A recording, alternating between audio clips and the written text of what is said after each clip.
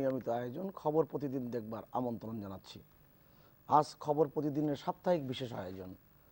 আজকের এই বিশেষ আয়োজনে আমাদের মাঝে স্টুডিওতে উপস্থিত হয়েছেন জাতীয় বিশ্ববিদ্যালয়ের উপাচার্য অধ্যাপক মশিউর রহমান।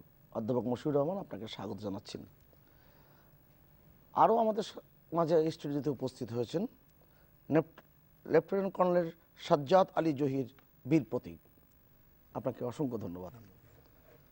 আমাদের সাথে অনলাইনে সংযুক্ত হয়েছেন চট্টগ্রাম বিশ্ববিদ্যালয় আইন বিভাগের শিক্ষক অধ্যাপক মোহাম্মদ জাকির হোসেন। অধ্যাপক মোহাম্মদ জাকির হোসেন, আপনাকেও স্বাগত জানাচ্ছি। ধন্যবাদ।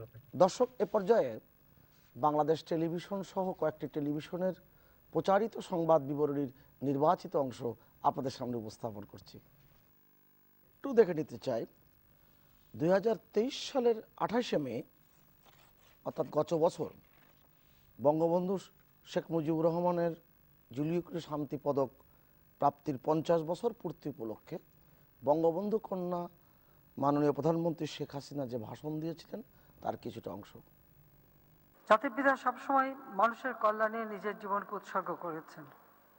বাংলাদেশের শোষিত বঞ্চিত মানুষ যারা একবেলা পেট ভরে খেতে পারত না, চিকিৎসা পেত না, শিক্ষা পেত না, বাসস্থান পেত না, তাদের ভাগ্য গড়াই ছিল তার একমাত্র লক্ষ্য। আর সেই লক্ষ্য নিয়েই তিনি সবসময় কাজ করেছেন। তিনি জনগণের শক্তিতেই বিশ্বাস করতেন।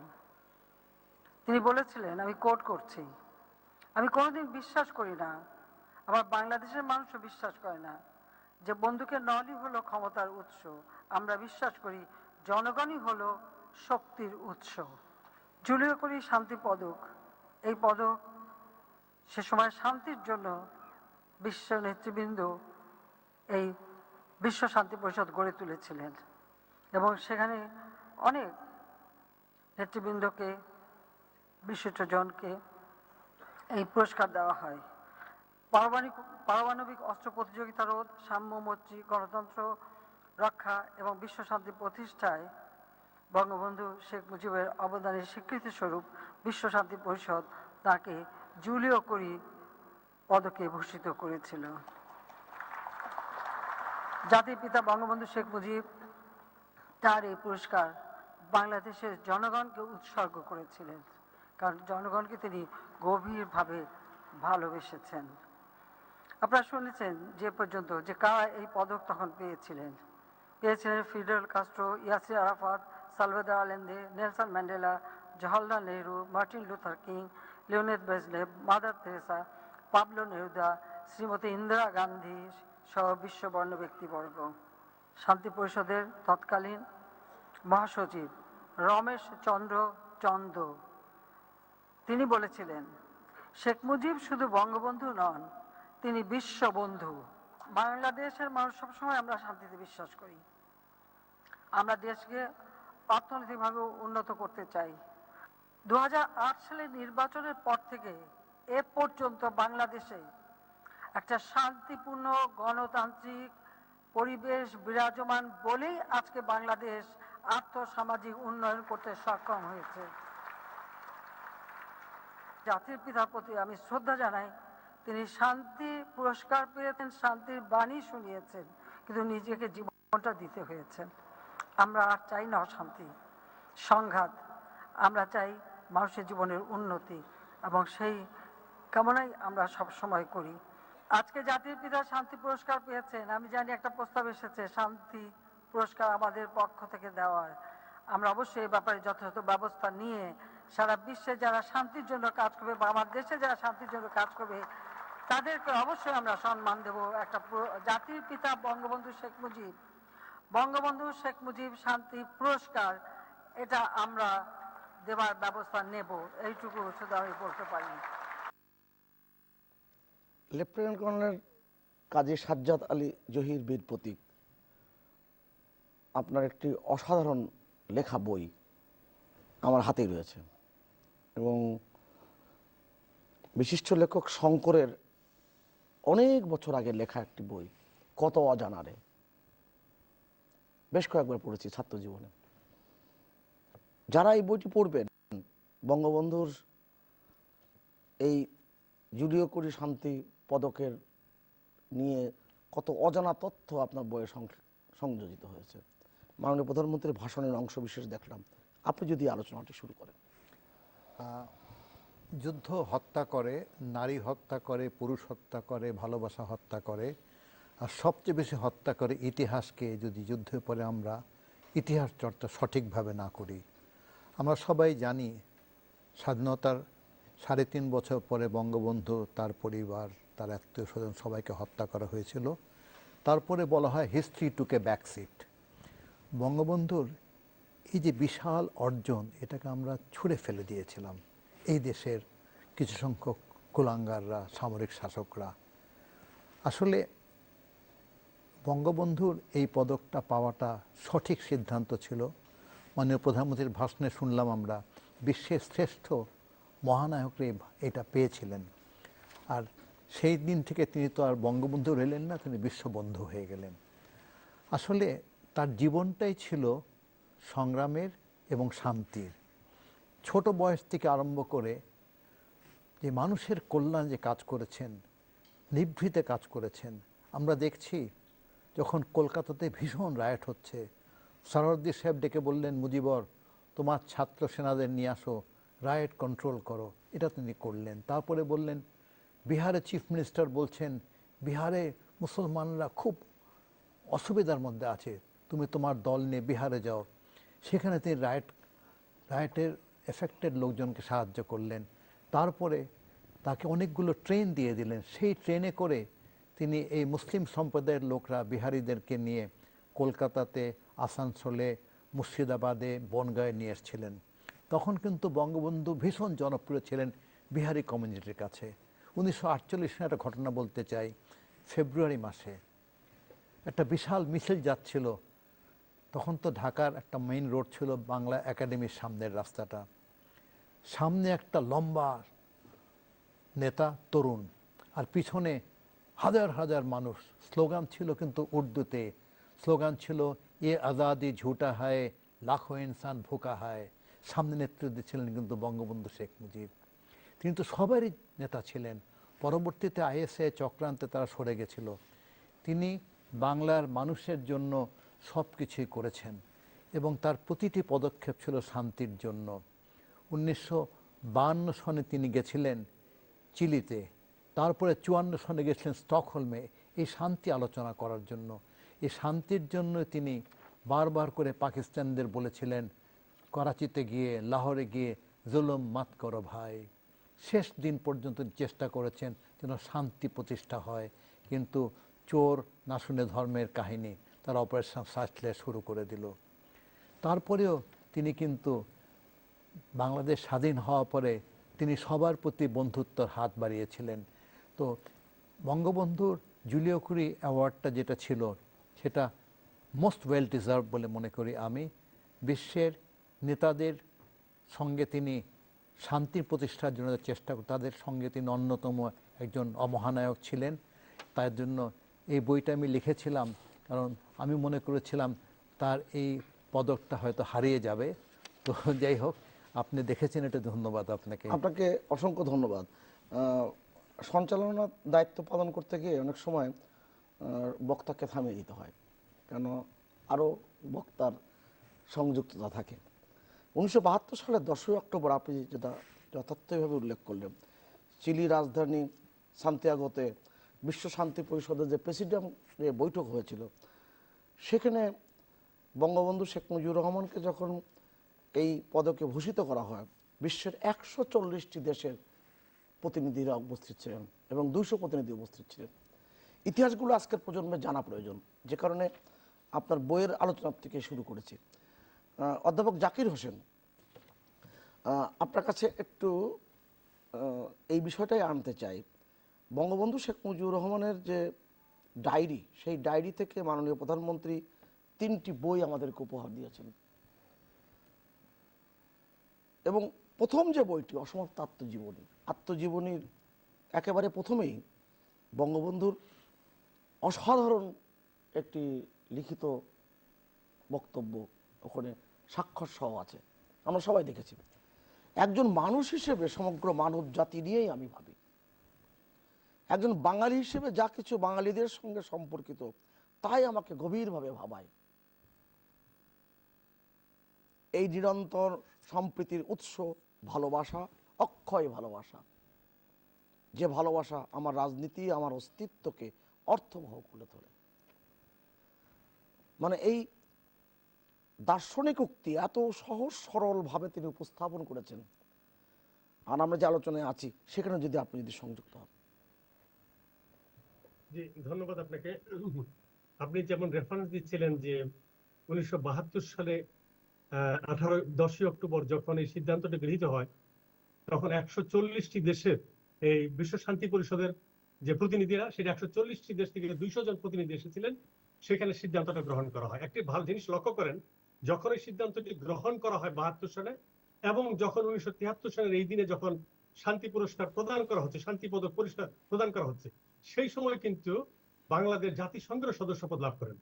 একটি অতি দরিদ্র রাষ্ট্রের রাষ্ট্রপ্রধান তিনি, একটি দরিদ্র রাষ্ট্রের জনক তিনি, যখন এই পুরস্কারটি দিচ্ছে, এটি একটি দিক নির্দেশ করে, পথ নির্দেশ করে যে বিশ্ব শান্তির প্রতি তার যে নিরলস প্রচেষ্টা, তার যে কর্মদর্শন, তার যে শান্তির প্রতি যে দর্শন, সেই কথাগুলো, সেই পথ চলাটা বিশ্ব এটাকে মেনে নিয়েছে, স্বীকৃতি দিয়েছে বলেই সেই দর্শনকে, যে কারণে একটি রাষ্ট্র জাতিসংঘের সদস্যপদ লাভ করার আগেই তাকে এই যেটা বিশ্ব শান্তি পরিষদের নোবেল নামে খ্যাত, এটা জুলিও কুরি পদকটা বিশ্ব শান্তি পরিষদের নোবেল, সেই পুরস্কার তাকে দেওয়া হচ্ছে। এবং একটু আগেই মাননীয় প্রধানমন্ত্রী বলছিলেন বঙ্গবন্ধু কন্যা কারা কারা এগুলো পেয়েছেন। কিন্তু প্রশ্ন হচ্ছে, কি তার দর্শনটা ছিল বঙ্গবন্ধু, যে কারণে তাকে দেওয়া হচ্ছে? বঙ্গবন্ধুর শান্তির দর্শনের একটা অন্যতম দিক ছিল যুদ্ধ পরিহার করা, যে কোনো মূল্যে, যে কোনো বিরোধের শান্তিপূর্ণ সমাধান করা। এবং সেটি কিন্তু আজকে যদি সারা বিশ্বে দেখেন, যদি এটা শান্তিপূর্ণভাবে সমাধান করা যেত, তাহলে বঙ্গবন্ধু সেই কথা বলছেন যে অস্ত্র প্রতিযোগিতায় অর্থ ব্যয় না করে সেটা যদি দুঃখী মানুষের কল্যাণে যদি ব্যয় করা হতো, তাহলে বিশ্ব থেকে দারিদ্র্যের অভিশাপ মুক্ত করা সম্ভব হতো, তিনি বলেছেন। তিনি কিন্তু এই যে কথাগুলো যখন বলছেন, সেটা কিন্তু উষ্ঠ সেবার মধ্যে কিন্তু সীমিত তিনি ছিলেন না। তিনি যখন দেখলেন দ্বিতীয় বিশ্বযুদ্ধের পর পৃথিবীটা বিভক্ত হয়ে গেছে দুই ব্লকে, পুঁজিপতি ব্লকে মার্কিন যুক্তরাষ্ট্র এবং রাশিয়ান ব্লকে, তিনি পরিষ্কার ঘোষণা দিলেন, আমি কোন ব্লকের সামরিক জোটে যাব না, কারণ তারা যে সামরিক বলয় গড়ে তুলেছিল, বঙ্গবন্ধু সেই উষ্ঠ সেবার ভিতরে সীমিত না থেকে তিনি নিরপেক্ষতার নীতির কথা বলেছেন। সেই নিরপেক্ষতার নীতিকে তিনি বাংলাদেশের সংবিধানের 25 নম্বর অনুচ্ছেদে পরিষ্কারভাবে উল্লেখ করেছেন।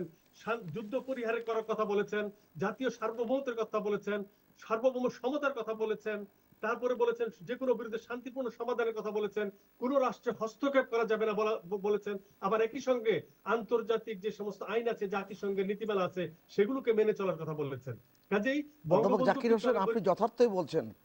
1973 সালে 23শে মে বঙ্গবন্ধু যে ভাষণটি দিয়েছিলেন, সেই ভাষণের আপনি এতক্ষণ ধরে যা বললেন, তার সাথে আমি দুটি লাইন সংযুক্ত করি, বঙ্গবন্ধুর ভাষণ থেকে উত্তোলন করছি। কোট, শুধু সরকারের নীতিই নয়, আন্তর্জাতিক শান্তি ও সংহতি সুদৃঢ় করা আমাদের সংবিধানের অন্যতম অনুশাসন, আনকোট।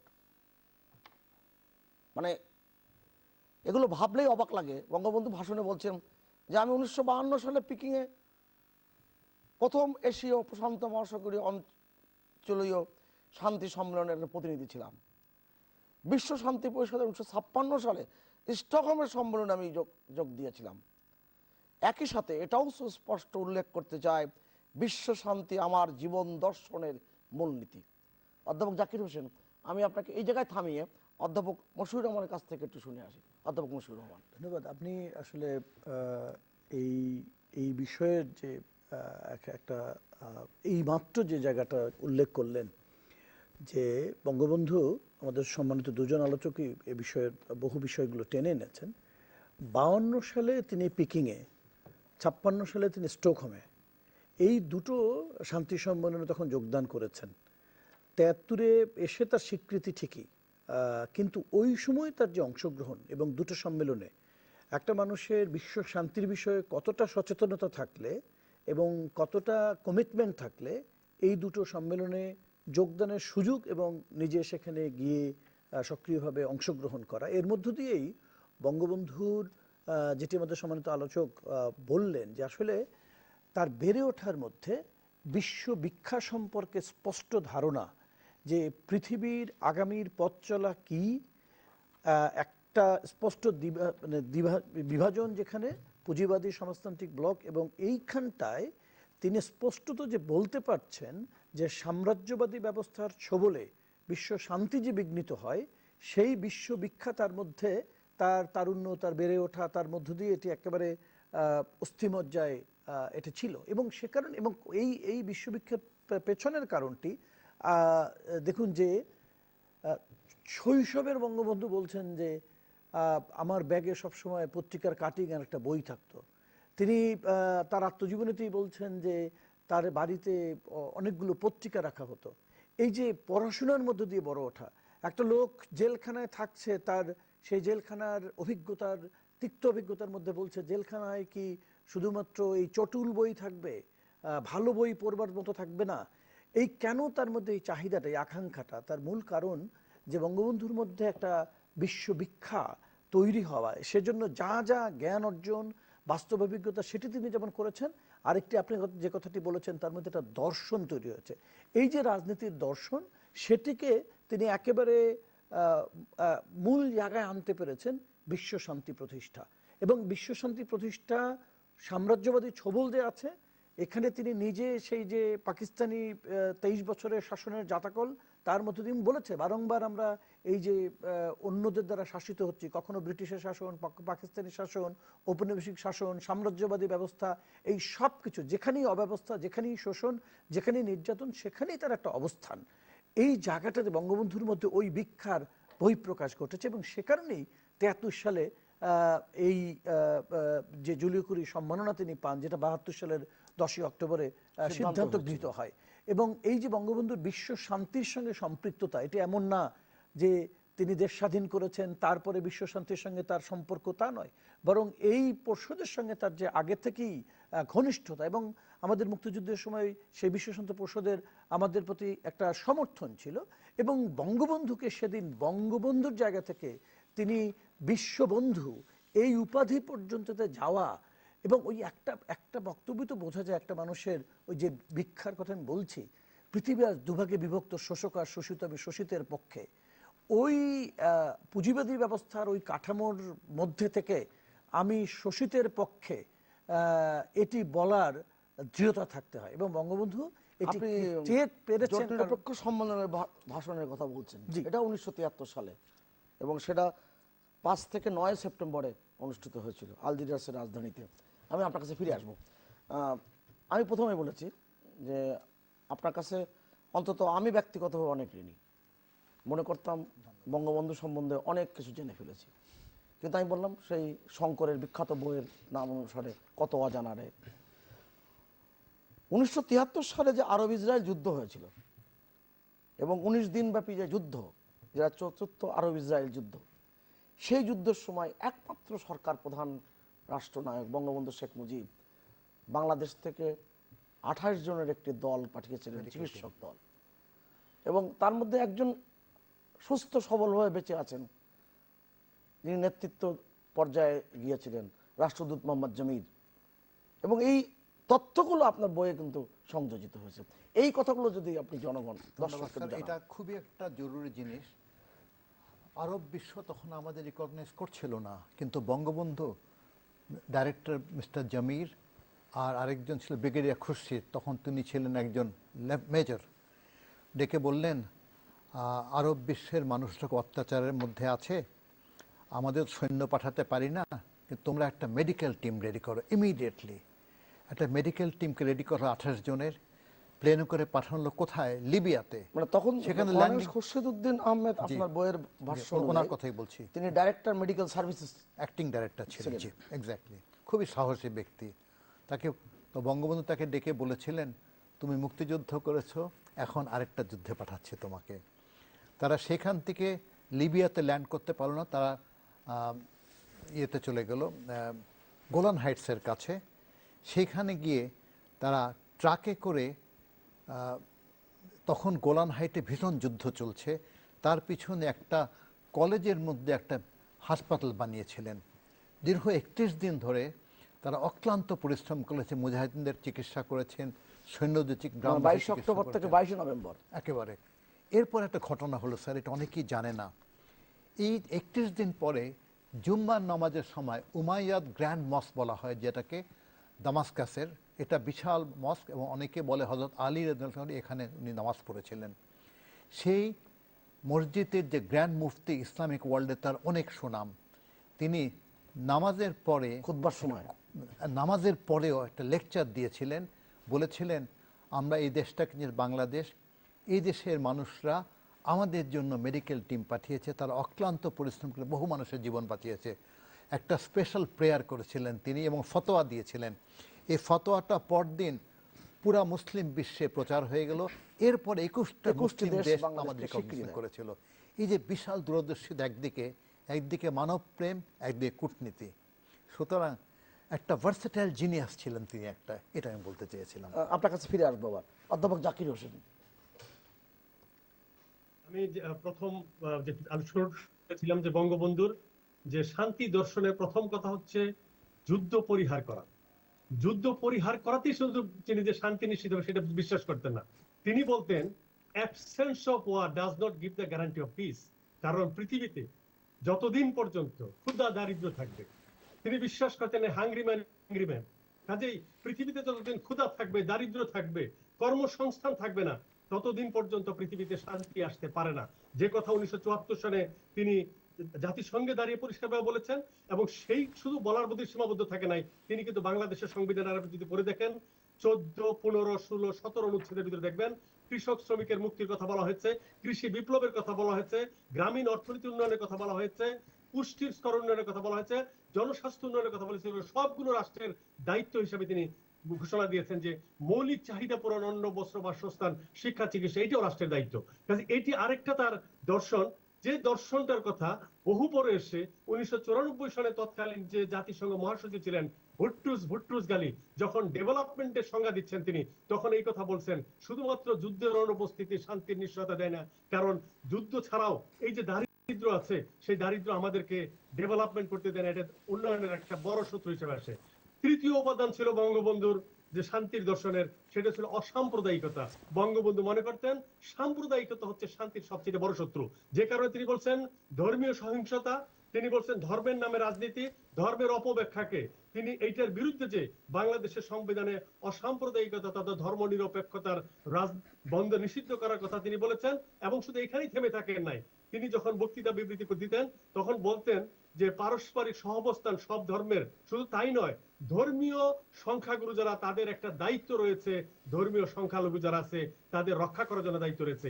তারই ফলাফল আমরা দেখতে পাই, যেটা আমরা আলোচনার ভিতরে আসলাম, যে কলকাতার ভিতরে বা ঢাকার ভিতরে যখন আপনার রামেন্দ্র মজুমদার আত্মীয় যখন আটকা পড়েছেন তেজগাঁওর ভিতরে, ফোন করে যখন জানানো হলো যে তারা আক্রান্ত হতে যাচ্ছেন পাকিস্তানি যারা উন্মত্ত সাম্প্রদায়িকতা দ্বারা, বঙ্গবন্ধু তখন তার বাসা থেকে নিজে গাড়ি চালিয়ে এসে তাকে নিয়ে চলে গিয়েছেন। অর্থাৎ এই যে সাহসিকতা, এই সাহসিকতার জন্য, যে কারণে বঙ্গবন্ধু যখন শান্তির কথা বলছেন, নিরপেক্ষতা নীতির কথা বলছেন, তিনি কিন্তু নির্লিপ্ত থাকেননি। তিনি কিন্তু কম্বোডিয়ার যে স্বাধীনতার আন্দোলন, আপনি যখন ভিয়েতনাম, লাওস, মোজাম্বিক, অ্যাঙ্গোলা বা দক্ষিণ আফ্রিকাতে যখন বর্ণবাদ ভেদী যে আন্দোলন আছে, এগুলো সবগুলোর সাথে তিনি সহমর্মিতার কথা প্রকাশ করেছেন। তিনি পরিষ্কার বলেছেন যেখানেই হোক, যে কোনো অবস্থানেই হোক, যেখানে নিপীড়িত মানুষ আছে তার সাথে আমি বঙ্গবন্ধু রয়েছি। কাজে আপনি যদি তার শান্তির দর্শনগুলো যদি বিশ্লেষণ করেন, ব্যাখ্যা করেন, তাহলে দেখবেন যে বঙ্গবন্ধুর শান্তির দর্শনটা আজকে বিশ্ব যেখানে দাঁড়িয়েছে, সেই শান্তির দর্শনটাকে যদি অনুসরণ করতো, কারণ বঙ্গবন্ধুর শিরায় শিরায় ছিল মানবতার জন্য ভালোবাসা, শান্তির জন্য বিপুলতা। এটি যদি থাকতো, তাহলে আজকে যে ফিলিস্তিনে যে আপনার যেভাবে গণহত্যা হচ্ছে, মিয়ানমারে যে গণহত্যা হচ্ছে, পৃথিবীর নানা প্রান্তে যে অস্থিরতা দেখা দিয়েছে, একদিকে যুদ্ধ, আরেকদিকে ক্ষুধা, দারিদ্র, আপনার বঙ্গবন্ধু পরিষ্কারভাবে বলেছেন আমি পুঁজিপতি অর্থনীতিতে বিশ্বাস করি না। যতদিন পুঁজিপতি তৈরির অর্থনীতি থাকবে, ততদিন পৃথিবীতে শোষণ বন্ধ হবে না। যতদিন শোষণ বন্ধ না হবে, ততদিন পৃথিবীতে শান্তি আসবে না। কাজে সবগুলো যদি মিলান, বঙ্গবন্ধুর এই শান্তির দর্শন পৃথিবী অনুভব করছে, যে এই শান্তির দর্শনকে যদি চর্চা করা যেত, তাহলে পৃথিবীতে যুদ্ধ থাকতো না। পৃথিবীতে আজকে যে আপনার কাছে আমি আবার ফিরে আসবো অধ্যাপক জাকির হোসেন। অধ্যাপক মশিউর রহমান, 1972 সালে 10ই জানুয়ারি বঙ্গবন্ধু দেশে ফিরে আসলেন এবং খুব অল্প সময়ের মধ্যে, প্রায় 1 মাসেরও কম সময়ের মধ্যে তিনি প্রথম বিদেশ সফরে গেলেন, সেটা হচ্ছে আমাদের পার্শ্ববর্তী রাষ্ট্র ভারত। আরও যদি খোলাসা করে বলি, কলকাতায় গিয়েছিলেন এবং সেখানে 6 ফেব্রুয়ারি 1972 সালে বঙ্গবন্ধু যে ভাষণ দিয়েছিলেন, এবং বলা হয়ে থাকে ওই যে মাঠ, ওই মাঠে এর চেয়ে বেশি মানুষ কখনো আর জড়ো হয়নি। বঙ্গবন্ধু বলছেন যে আমি বাংলাদেশ, ভারত, নেপাল, শ্রীলঙ্কা, ভুটান, এমনকি পাকিস্তানকেও সাথে নিয়ে এই অঞ্চলে শান্তির এলাকা প্রতিষ্ঠিত করতে চাই। মানে এই যে বঙ্গবন্ধুর যে দর্শনের কথা আমরা এখন আলোচনা করছি, এই আলোচনা তো অনেক গভীরে যাওয়া প্রয়োজন। যে বঙ্গবন্ধু যে শান্তির অন্বেষণে তিনি যে সমস্ত কর্মকাণ্ড করেছেন, বিশ্বব্যাপী যা ছড়িয়ে দিয়েছেন, বলছেন তো যে আমি আজ যদি আমার অবস্থা চিড়ের আনন্দের মতো হয়, তবু আমি সাম্রাজ্যবাদের কাছে মাথা নত করব না।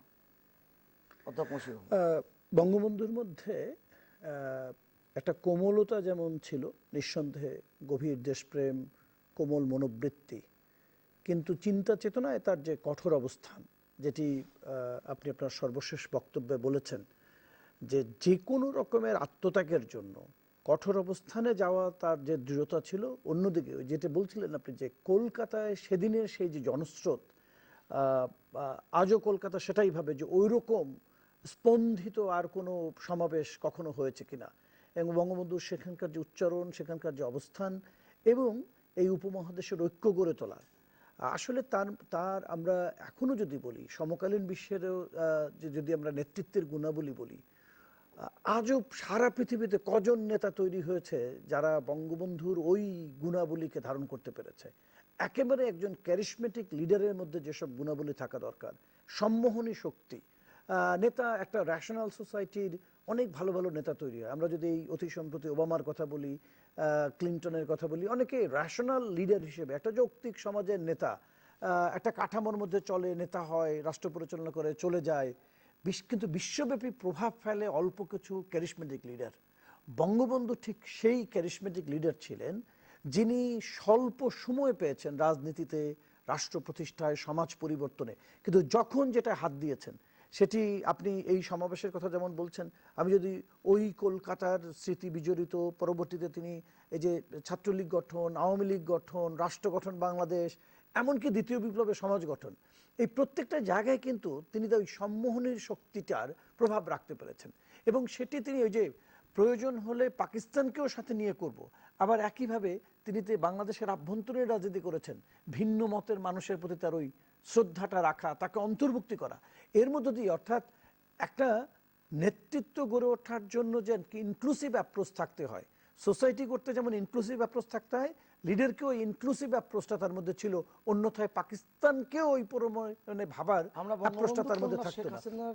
কাছে এত ঋণী যে তিনি তার পথ ধরে যেভাবে শান্তি প্রতিষ্ঠার জন্য 43 বছর ধরে লড়াই করছেন। আমি শুধু একটা উদাহরণ দিয়েই বলি, যে এই যে এখন যুদ্ধ, রাশিয়া ইউক্রেন যুদ্ধ করে, ইসরায়েল গাজায় হামলা করছে, এই যুদ্ধের উপমার সময় বঙ্গবন্ধু কন্যা তার কিছুদিন আগে যা দেখালেন, যে লক্ষ লক্ষ শরণার্থী থেকে আশ্রয়, আমাদের এখানে তো অনেক ঝুঁকি ছিল, আমাদের এখানে যুদ্ধ ঝুঁকি আছে, স্বাস্থ্য ঝুঁকি আছে, এগুলো সব জেনে বঙ্গবন্ধু কন্যা এই অঞ্চলে এই যে লক্ষ লক্ষ শরণার্থীকে আশ্রয় দেওয়া, এবং আমাদের উপমহাদেশের সেটিই দেখুন, আবার বাংলাদেশের সেই মুক্তিযুদ্ধের সময় ভারতের কোটি মানুষকে ভারত যে আশ্রয় দেওয়া, এই দর্শনটি যে তৈরি, আমি যদি বলি পাশ্চাত্য যুদ্ধের নেতৃত্ব দিয়েছে বহুকাল ধরে, আজও দিচ্ছে, কিন্তু আমরা কিন্তু এই অঞ্চলে আমাদের রাজনৈতিক নেতৃবৃন্দের যে ক্যারিসমেটিক লিডার যারা হয়েছেন, তাদের যে মেসেজ, সেটি আপনি গান্ধীজি বলুন আর বঙ্গবন্ধু বলুন,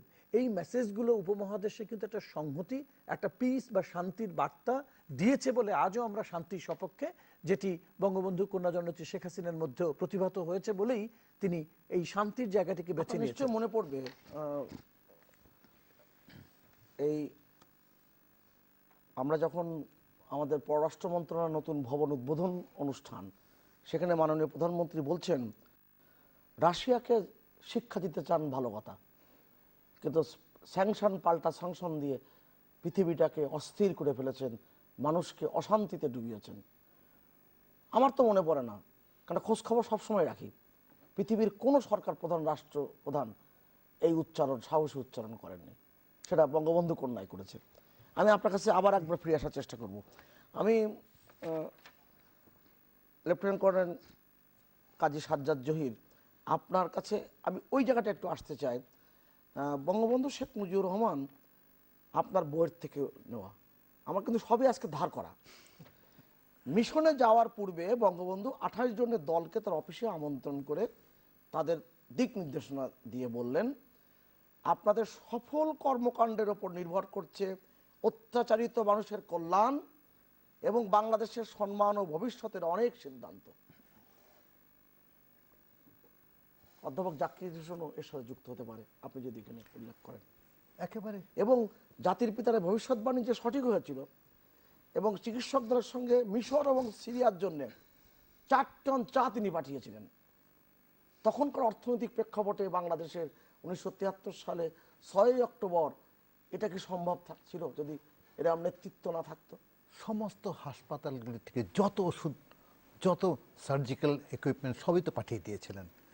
আসলে কথাটা হচ্ছে কি যে আসলে ওনাকে এখন আমরা অনেকে বুঝতে পারি না, কিন্তু তার বুকে আর মুখে একই কথা ছিল সবসময়।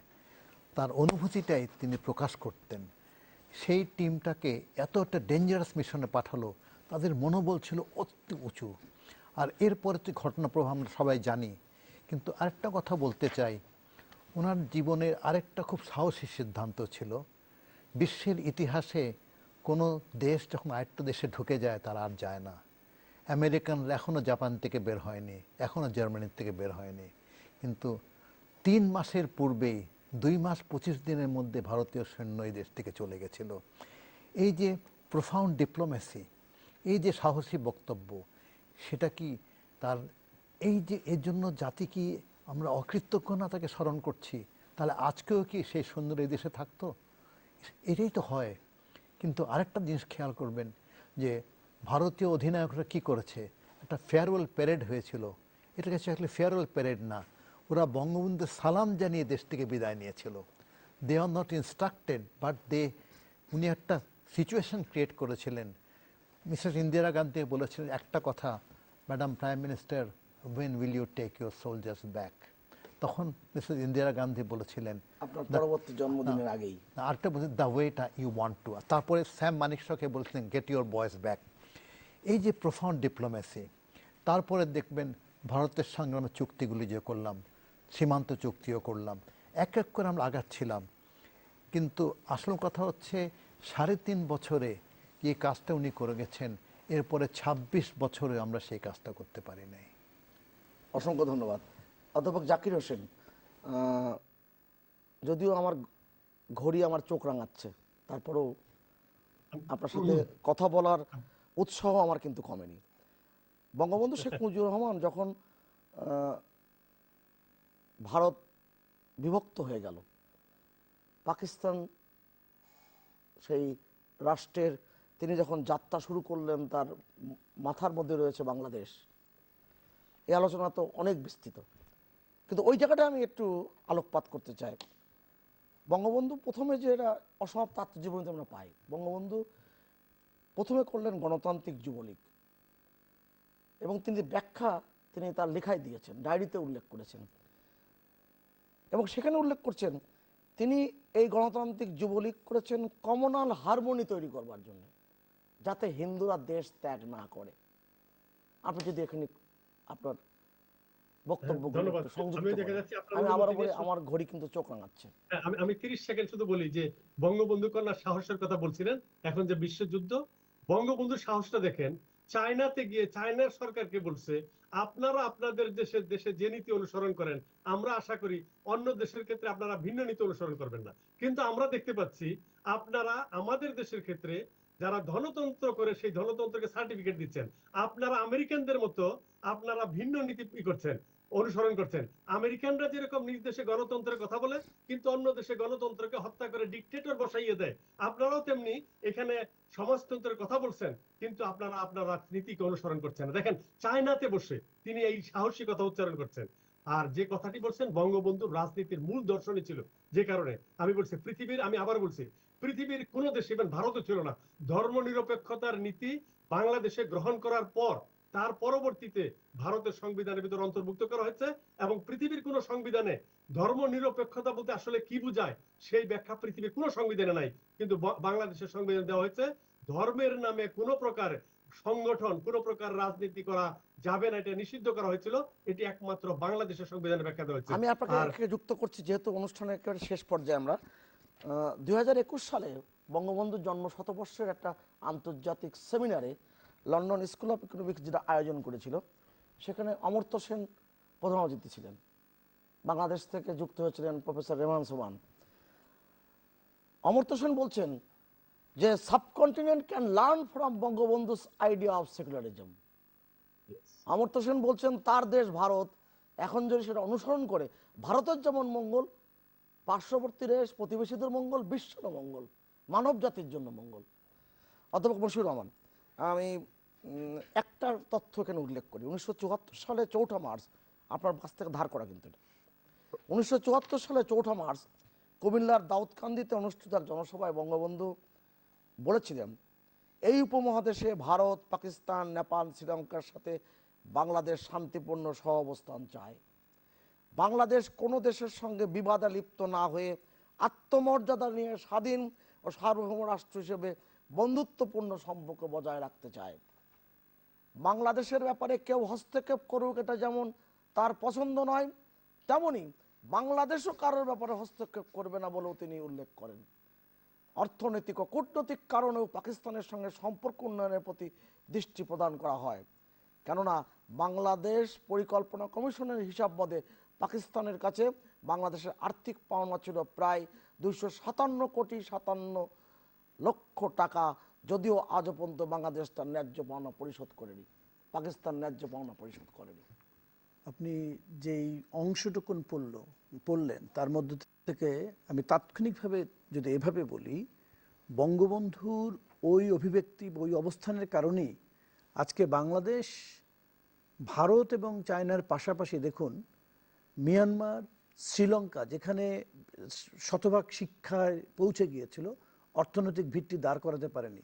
মিয়ানমার আজকেও সামরিক জান্তার মধ্যে থেকেছে। নেপাল অর্থনৈতিক প্রবৃদ্ধির জায়গায় পৌঁছতে পারছে না। মালদ্বীপ যেখানে পৌঁছতে চায় পারছে না। এই যে না পারা, পাকিস্তান পারেনি, আফগানিস্তান পারেনি। আমরা ভারত চায়নার আশেপাশের বহু রাষ্ট্রগুলোর একটা দুর্বল অবস্থা কিন্তু আছে, কিন্তু সেখানে এই দু রাষ্ট্রের মধ্যে থেকেও বাংলাদেশ যে স্বকীয়তাটা এবং অর্থনৈতিক প্রবৃদ্ধির জায়গায় যাচ্ছে, বঙ্গবন্ধু বেঁচে থাকলে তো আমরা এই দুটো দেশকে ছাড়িয়ে যেতাম এতদিনে। কিন্তু ওই জায়গাতেই যে সকল রাষ্ট্রের সঙ্গে বন্ধুত্ব, কারোর সঙ্গে বৈরিতা নয়, আবার নিজের স্বাতন্ত্র্য রাখা, নিজের অর্থনৈতিক বুনিয়াদ এবং বীজ। জাতিসংঘ তো সর্বশেষ তাদের সর্বসম্মতিক্রমে ভোটে নির্বাচিত একেবারে এক কণ্ঠে তারা সিদ্ধান্ত দিয়েছে সবার সাথে বন্ধুত্ব, কারোর সাথে শত্রুতা না, এদের তার মুখবন্ধে থাকবে। আমাদের কত বড় আমাদের জন্য আত্মমর্যাদা এই দর্শনটি এবং বঙ্গবন্ধু কন্যা শান্তির মডেল আজকে সর্বসম্মতিক্রমে জাতিসংঘে স্বীকৃত হয়েছে। সবচেয়ে মূল জায়গাটাই বঙ্গবন্ধুর পুরো জীবনের নির্যাসটা তো আমরা সংবিধানের 4টি মূলনীতিতেই পাই। পৃথিবীর কটি দেশ তার কনস্টিটিউশনের মূল ধারায় এরকম স্পষ্ট করে জাতি মানুষটি গঠন করতে পারে। অসংখ্য ধন্যবাদ। লেফটেন্যান্ট কর্নেল কাজী সাজ্জাদ আলী জহির, বীর প্রতীক, আপনার বইয়ের কথা দিয়েই আমাদের আলোচনার গৌরচন্দ্রিকা শুরু হয়েছিল। উপসংহারে আপনার একটি বাক্য যদি যোগ করেন। সভ্যতার মধ্যপ্রহরে মধ্যযুগীয় বর্বরতার মাধ্যমে আমরা জাতির পিতা, তার পরিবার, জাতীয় নেতাদের হারিয়েছি। এখনও সময় আছে। বঙ্গবন্ধুর নির্দেশনা, তার পরিকল্পনা, তার সমাজনীতি, সেগুলি যদি আমরা সমাজের মধ্যে প্রচার করতে পারি এবং বিশেষ করে নতুন প্রজন্মকে যে তার আদর্শটা সঠিকভাবে আমরা প্রচার করে তাদের বুঝতে সাহায্য করি, তাহলে এই জাতি নিশ্চয়ই দাঁড়িয়ে যাবে বলে আমি মনে করি। অসংখ্য ধন্যবাদ আপনাদের তিনজনকে, অসংখ্য ধন্যবাদ। প্রিয় দর্শক, খবর প্রতিদিনের সাপ্তাহিক বিশেষ আয়োজন এখানেই শেষ করছি।